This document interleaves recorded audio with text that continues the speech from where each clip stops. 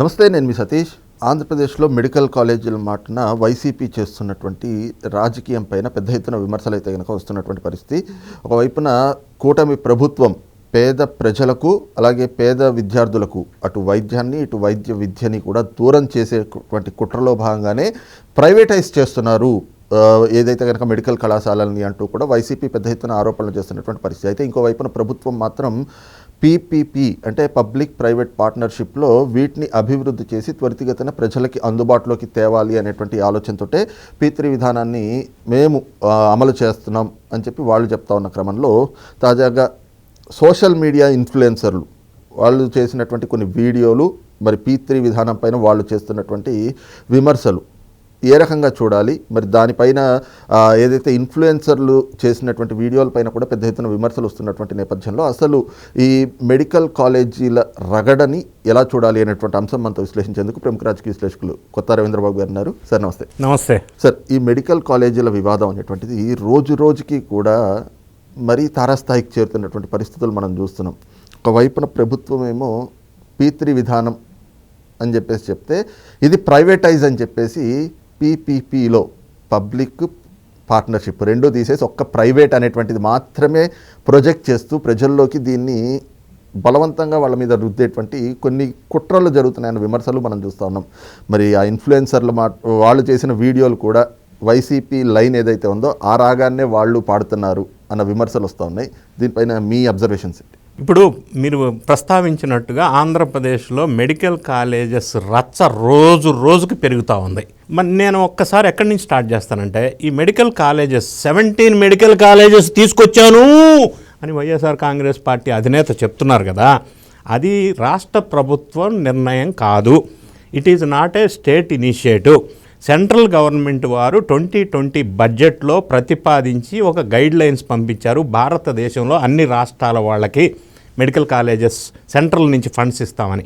ఇది central government scheme, central government initiative. అందులో భాగంగా ఆంధ్రప్రదేశ్కి 17 medical colleges central government sanction చేసింది. ఫండింగ్ మొత్తం సెంట్రల్ గవర్నమెంట్ ఇస్తుంది. ఆ గైడ్ లైన్స్ ప్రకారం, ఆ ప్రతిపాదన ప్రకారం ఆంధ్రప్రదేశ్లో జగన్ రెడ్డి గారు ముఖ్యమంత్రిగా ఉన్న కాలంలో పెట్టవలసి వచ్చింది మెడికల్ కాలేజెస్. ఈయన పెట్టింది కాదు, అది ఫస్ట్ పాయింట్. సెంట్రల్ గవర్నమెంట్ ఫండ్తో వచ్చిన ప్రపోజ్ చేసిన మెడికల్ కాలేజెస్ కంప్లీట్ చేయలేకపోయాడు, అది ఫెయిల్యూర్. 17లో 5 మాత్రం కంప్లీట్ చేశాడు, మిగతాయి పునాది దశల్లో ఉన్నమాట. అందరూ ఇమేజెస్ అన్నీ బయటకు వస్తూనే ఉన్నాయి. అయితే అది ఎందుకు కంప్లీట్ చేయలేదు? సెంట్రల్ గవర్నమెంట్ వాళ్ళు ఈ మెడికల్ కాలేజీకి సంబంధించి ల్యాండ్ కానీ, బేసిక్ ఇన్ఫ్రాస్ట్రక్చర్ కానీ, బిల్డింగ్ కానీ, ల్యాబొరేటరీస్ కానీ మొత్తం ఫండింగ్ అంతా సెంట్రల్ గవర్నమెంట్ వాళ్ళు ఇస్తారు. స్టేట్ గవర్నమెంట్ వాళ్ళు సమకూర్చుకోవాల్సింది ఏంటంటే స్టాఫ్ కానీ, మంత్లీ మెయింటెనెన్స్, మిగతా అన్ని స్టేట్ గవర్నమెంట్ చూసుకోవాలా. ఇది proposed scheme by the central government. మరి ఈయన అందులో 5 ఎందుకు కంప్లీట్ చేశాడు ఈయన కాలంలో, మిగతా ఎందుకు కంప్లీట్ చేయలేకపోయాడు? అది ఫెయిల్యూర్ కాదా అని నేను అడుగుతున్నా. రెండోది, జగన్ రెడ్డి గారు చెప్పిన మాట ఏంటంటే ఒక్కొక్క మెడికల్ కాలేజీకి 500 crores అవుతుంది అని ఆయనే చెప్పాడు. అన్నీ కలిపిన ఆయన భాషలో, ఆయన లెక్కల్లో 8,500 crores అవుతుంది. కానీ ఆయన ఇంకొక సందర్భంలో మాట్లాడుతూ లక్షల కోట్ల అసెట్ మెడికల్ కాలేజ్ అన్నాడు. ఎక్కడి నుంచి వచ్చింది? మరి ఇది ఋషికొండలో 500 కోట్లు ప్రజాధనాన్ని దుర్వినియోగం చేసిన ఈ పెద్ద మనిషి ఆ అమౌంట్ తోటి ఒక మెడికల్ కాలేజీ కట్టి ఉండవచ్చు కదా. ఇది ఒక ఫెయిల్యూర్ కదా. ఈ ఫెయిల్యూర్స్ అన్నీ ఒక పక్కన ఇలా ఉన్నాయి. అది మనం ఒక పాయింట్. రెండో పాయింట్, మనం విషయానికి వద్దాం. పబ్లిక్ ప్రైవేట్ పార్ట్నర్షిప్ ఇనిషియేటివ్ అనేది ఒక successful model in India, not only in India, in other countries also. ఇది ప్రపంచంలోనే, గ్లోబల్లోనే, మరీ ముఖ్యంగా ఇండియాలో ఎప్పుడూ 90s లిబరలైజేషను, గ్లోబలైజేషను ఇనిషియేషన్స్ వచ్చినప్పుడు ఈ మోడల్ అనేది సక్సెస్ఫుల్గా ఉన్నటువంటి ప్రధానమైన model public private partnership initiative. State కానీ, సెంట్రల్ కానీ డెవలప్ అవ్వాలంటే కేవలం రాష్ట్ర ప్రభుత్వం, కేంద్ర ప్రభుత్వం వాళ్ళు సొమ్ము వెచ్చించి పెట్టడం అనేది చాలా కష్టమైన అంశం. కాబట్టే డెవలప్ అవ్వాలి, తొందరగా అవ్వాలి అంటే ఇది ఒక న్యూ ఇనిషియేటివ్ మోడల్.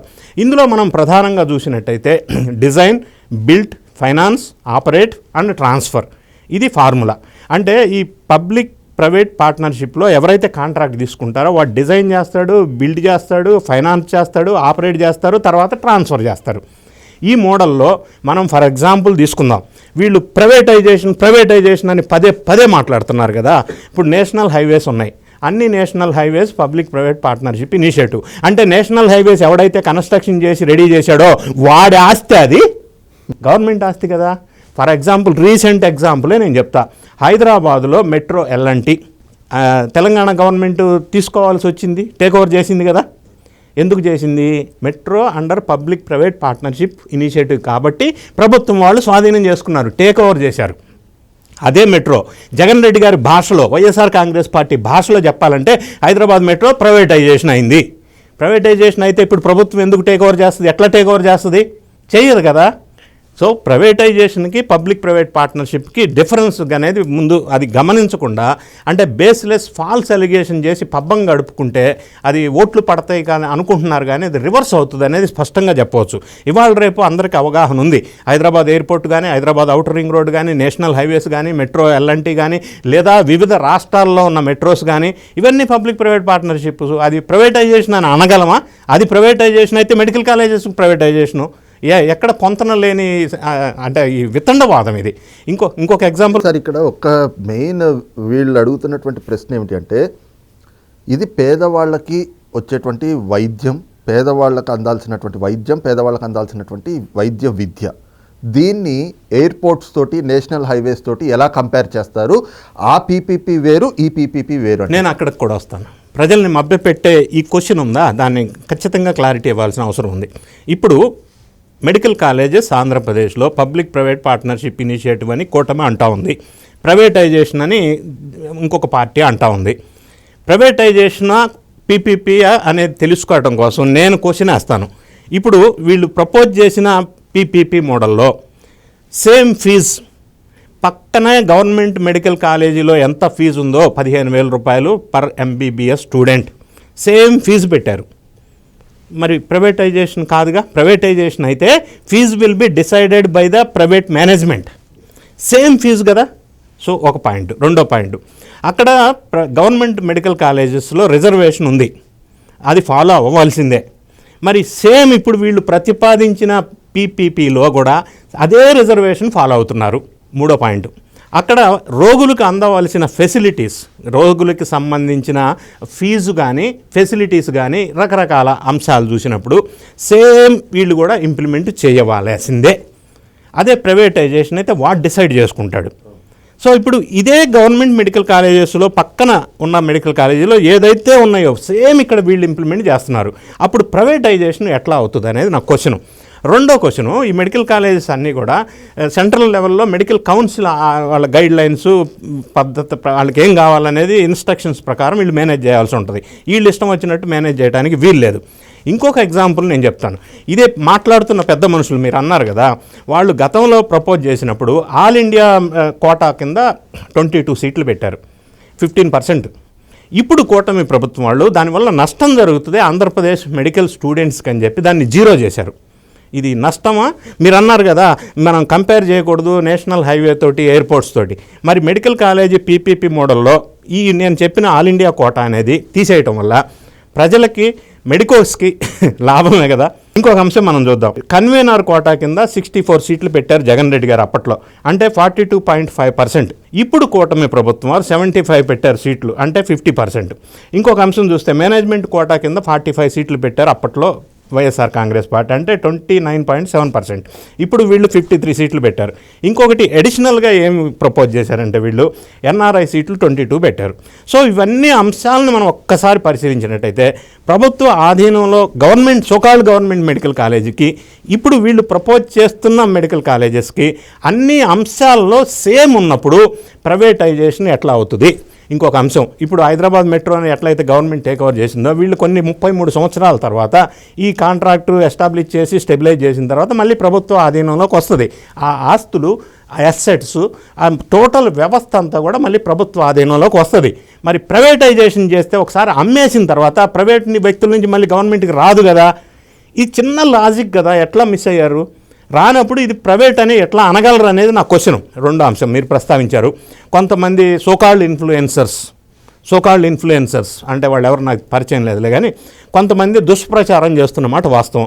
అంటే సబ్జెక్ట్ మాట్లాడకుండా ఏదైతే వైఎస్ఆర్ కాంగ్రెస్ పార్టీ ప్రైవేటైజేషన్ అని జనాన్ని మభ్యపెడుతున్నారో అదే లైన్లో వీళ్ళు ముగ్గురు ఒకే 10 గంటల టైంలో వీడియోస్ రిలీజ్ చేస్తున్నారు, యూట్యూబ్లో చేశారు.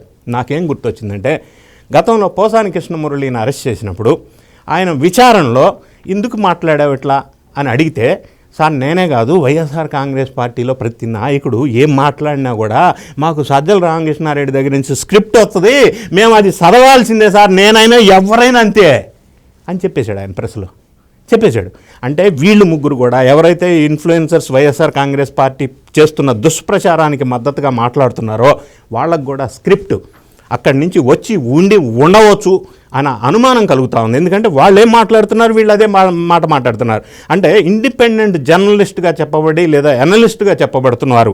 సబ్జెక్ట్ని ఎక్స్ప్లెయిన్ చేసి క్లారిటీ ఇవ్వవలసింది పోయి వాళ్ళు ఏ స్టాండ్ తీసుకున్నారో బేస్లెస్ ఎలిగేషన్ అదే మద్దతుగా మాట్లాడుతుంటే మరి ఇది పెయిడ్ బ్యాచా పేటీఎం బ్యాచా అని అనుమానం కలుగుతూ ఉంది. Thank you. Thank you.